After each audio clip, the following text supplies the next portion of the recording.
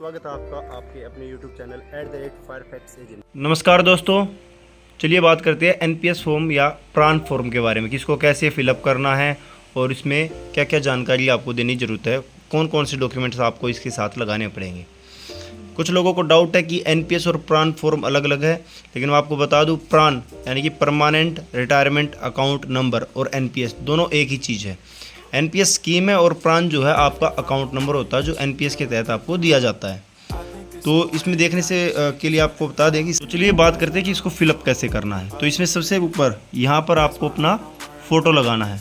Photo के just नीचे ये जो कॉलम दे रखा है, इस कॉलम में आपका सिग्नेचर होगा। जैसे मैंने यहाँ पे अपना सिग्नेचर किया है, यहाँ लिखा हुआ भी है सिग्नेचर या left thumb impression of subscriber in blank ink, यानी कि अगर आप साइन करते हैं तो भी वो ब्लैक पेन से होना चाहिए और अगर आप थंब इम्प्रेशन लगाते हैं तो भी वो ब्लैक इंक में होना चाहिए। लेकिन ध्यान रखिए अगर आप यहाँ पर अपना थंब इम्प्रेशन लगाते हैं तो किसी भी गजटेड अधिकारी से आपको उसको टेस्ट करवाना पड़ेगा। तो आप लोग सभी सीधी बात है गवर्नमेंट सर्वेंट में है या फिर कैसे भी है, इतना सबको आता है, तो आप सिग्नेचर ही करें ताकि आपको बाद में कोई समस्या ना आए। उसके बाद आप यहाँ देख सकते हैं, यहाँ आपको श्री पे टिक करना है। अगर आप लेडीज़ हैं तो श्रीमती पे, और अगर आप मैरिड नहीं हैं तो कुमारी के ऊपर आप टिक करेंगे। यहाँ आप देखेंगे फर्स्ट नेम मैंडेटरी है, जो भी आपको स्टार लगे हुए मिलेंगे वो मैंडेटरी फील्ड्स हैं, यानी कि उनको आपको भरना ही भरना है। तो मिडिल नेम जैसे मेरा नाम अनिल है तो मैंने यहाँ अनिल डाला, और लास्ट नेम मेरा कुमार है तो कुमार डाला। अगर किसी का लंबा नाम है, मान लो मेरा नाम ही होता अनिल कुमार सिंह, तो मैं कुमार को मिडिल में डालता और सिंह को लास्ट में। तो अगर आपका 3 वर्ड्स का नाम है तो तीनों को अलग अलग लिखें।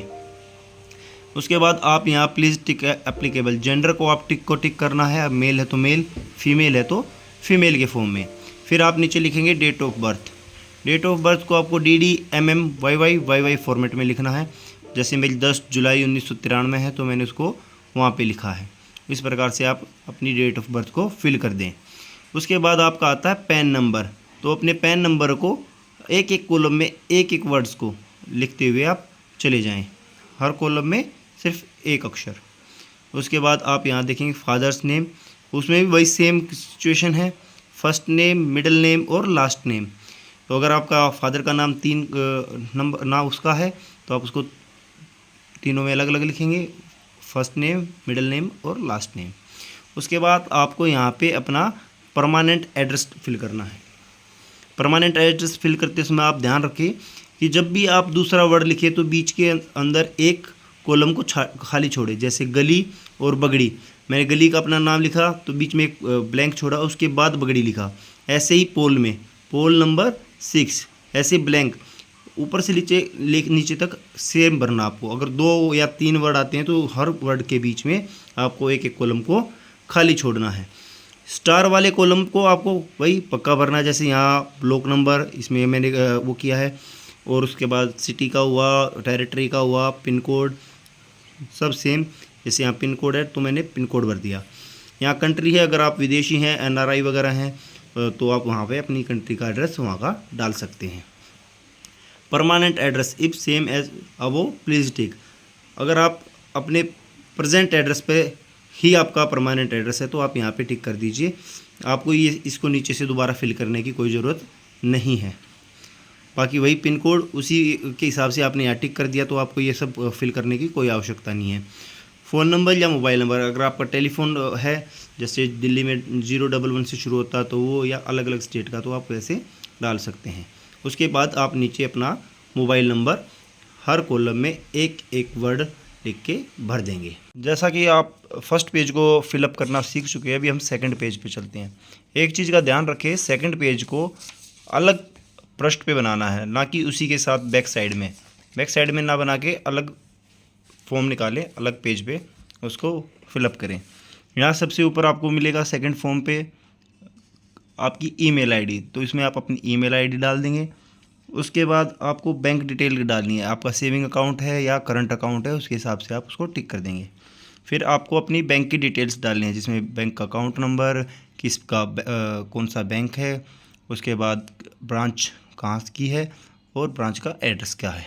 उसके बाद आप उसमें अपना पिन कोड डालेंगे ब्रांच का, फिर IFSC कोड और बैंक का MICR कोड।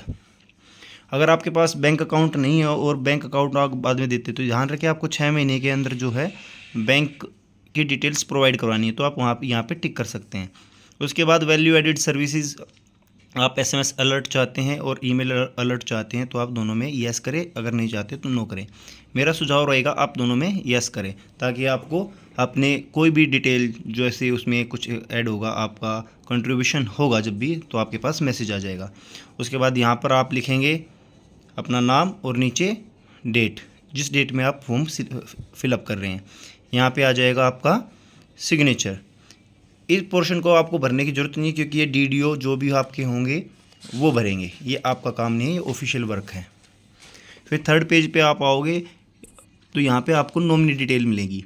इसमें आप देखेंगे फर्स्ट नॉमिनी, सेकंड नॉमिनी और थर्ड नॉमिनी, तीनों की डिटेल है। अगर आप चाहते हैं इन केस किसी भी प्रकार की दुर्घटना होने पे आपके पैसे आपके किन किन फैमिली मेम्बर्स में डिवाइड होंगे, आप उनकी वहाँ पे डिटेल दे सकते हैं।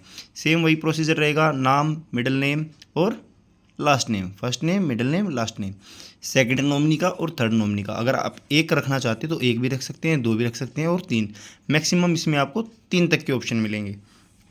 उसके बाद date of birth in case of minor, अगर आपके नॉमिनी जिनको भी आपने नॉमिनी बनाया है वो माइनर है, यानी कि बच्चे हैं, 18 साल की उम्र उन्होंने पार नहीं की है, तो आप वहाँ पर उनकी डेट ऑफ बर्थ लिखेंगे। अगर आपने उनको 18 साल से ज़्यादा के एज वाले को बनाया है तो आप उसमें खाली छोड़ देंगे, उसकी आपको कोई ज़रूरत नहीं है। फिर यहाँ पर लिखेंगे रिलेशनशिप विद नॉमिनी, जैसे आप अपनी वाइफ को बनाते हैं, मदर को बनाते हैं, फादर को बनाते हैं, जिनको भी बनाएंगे आप उनके साथ अपना रिलेशन लिख देंगे। उसके बाद परसेंटेज शेयर, अगर आप एक नॉमिनी को बनाते हैं तो उसमें 100% हो जाएगा। 2 बनाते हैं, आप चाहते हैं भाई पहले नॉमिनी को हम 80% दें, 50% दें, तो आप उसका डाल सकते हैं। उसके बाद जो बचा हुआ आप सेकंड को देना चाहते हैं या थर्ड को कितना देना चाहते हैं, इनमें डिवाइड करके आप यहाँ पे लिख सकते हैं। उसके बाद अगर नॉमिनी माइनर है, ये 5th कॉलम जो है वो भी सेम है, अगर नॉमिनी माइनर है तो ही इसको फिलअप करना, अदरवाइज़ नहीं। इसमें आपको गार्जियन डिटेल देनी पड़ेगी।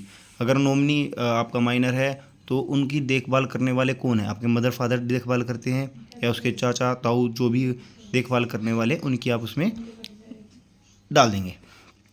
उसके बाद 6th कॉलम में आप देखेंगे तो यहाँ लिखा हुआ है कंडीशन रेंडरिंग नॉमिनेशन इनवैलिड, यानी कि आपने जो अभी तक भरा था नॉमिनी का फॉर्म वो किस कंडीशन में इनवैलिड हो जाएगा। तो इसमें आप डेथ डाल दीजिए, अगर आप अनकॉन्शियसनेस डालते हैं, कोमा वगैरह डालते हैं तो वो भी एक्सेप्टेबल है।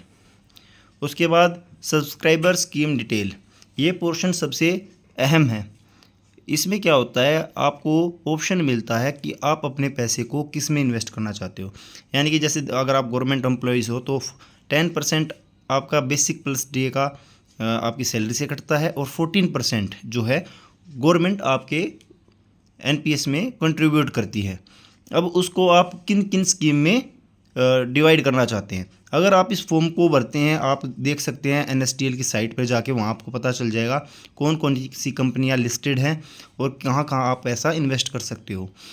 गवर्नमेंट सर्वेंट के लिए क्या है, पहले 2019 से पहले स्कीम थी कि सिर्फ 15% तक ही जो है वो किसी इक्विटी या कॉर्पोरेट सेक्टर में डाल सकते हैं, बाकी 85% तक गवर्नमेंट सेक्टर में उनको गवर्नमेंट बॉन्ड को परचेज करना पड़ेगा।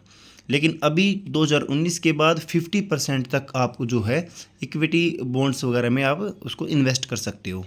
अगर आप इसको ब्लैंक छोड़ोगे तो जो डिफ़ॉल्ट सर्विस है, जैसे इसमें डिफ़ॉल्ट सर्विस होती है LIC, UTI और SBI की पेंशन फंड की, तो वो उसमें चला जाएगा। इसके लिए मैं आपको एक डिटेल वीडियो अलग से बना के दे दूँगा, क्योंकि ये सब चीज़ें थोड़ी सी कॉम्प्लिकेटेड है, लोग समझ नहीं पाते कैसे करना है। लेकिन आप इतना याद रखिए, मेरा जो सजेशन रहेगा, आप इसमें अपना एक पोर्टफोलियो तैयार करें। जैसे आप SIP वगैरह बनाते हैं तो उसमें आप हाई रिस्क, मॉडरेट और लो रिस्क सब में आप इन्वेस्ट करते हो, उसी प्रकार से आप इसमें इन्वेस्ट कीजिए। हालांकि इसमें 3 प्रकार से आपका जो है इक्विटी फंड्स में इन्वेस्टमेंट होता है। जैसे LC 75 है, जिसमें आप इक्विटी फंड में 75% तक इन्वेस्ट कर सकते हो। पहले आप इक्विटी और कॉर्पोरेट और गवर्नमेंट फंड को समझ लीजिए। इक्विटी फंड में रिटर्न ज़्यादा होता है लेकिन रिस्क भी ज़्यादा होता है, और गवर्नमेंट फंड में रिस्क कम होता है लेकिन रिटर्न भी कम होता है, और मॉडरेट में दोनों मिक्स होता है। तो LC 75 में इक्विटी में 75% तक और बाकी में अलग अलग। उसके बाद LC 25 और LC 50 ये 3 होते हैं। गवर्नमेंट एम्प्लॉयज़ LC 50 तक ही इन्वेस्ट कर सकते, उससे ज़्यादा इक्विटी फंड में इन्वेस्ट नहीं कर सकते। अगर आप इसको ब्लैंक छोड़ देंगे तो ये गवर्नमेंट फंड के जो 3 डिफ़ॉल्ट सर्विस है उनमें चला जाएगा। उसके बाद आप नीचे नाम लिखेंगे, जिस दिन आप फॉर्म फिलअप कर रहे हो वो डेट लिखेंगे और लास्ट में आप अपना सिग्नेचर कर देंगे। लास्ट 4th पेज जो है आपका ब्लैंक है, उसमें सिर्फ आपके जनरल इंस्ट्रक्शंस वगैरह लिखे हुए हैं। उसके बाद आप यहाँ पे अपना पैन कार्ड की जेरोक्स लगाएंगे, फिर आप अपने आधार कार्ड की जेरोक्स लगाएंगे और लास्ट में आप अपने बैंक अकाउंट का चेक, कैंसिल चेक इसमें लगा देंगे। जितने भी डॉक्यूमेंट्स आप इसके साथ सबमिट करेंगे उन सभी डॉक्यूमेंट्स के ऊपर आप जो है अपने सिग्नेचर कंपलसरी है, सिग्नेचर आप पक्का करके देंगे। ये आपका फॉर्म फिलअप हो जाएगा। इसके 3 सेट बनाने हैं, सभी सेट के साथ जेरोक्स लगेंगी। एक के साथ आप ओरिजिनल चेक लगा सकते हैं, जिस पे आप कैंसिल करके ही लगाना, बिना कैंसिल किए उस चेक को आप मत लगाइएगा। 3 सेट बनेंगे, सबको ब्लैक पेन से फिलअप करना है। थंब इम्प्रेशन लगाते हैं तो वो ब्लैक इंक से होना चाहिए, सिग्नेचर ब्लैक पेन से होगा, ऊपर आपका फ़ोटो लगेगा और साथ ही साथ सभी डॉक्यूमेंट्स जो हैं, जैसे पैन कार्ड, आधार कार्ड और बैंक का कैंसिल चेक, ये सभी आपको साथ में लगा के देने हैं। उम्मीद करता हूँ वीडियो आपको अच्छी लगी होगी। ऐसी जानकारी के लिए हमारे चैनल के साथ जुड़े रहें। जय हिंद, जय भारत।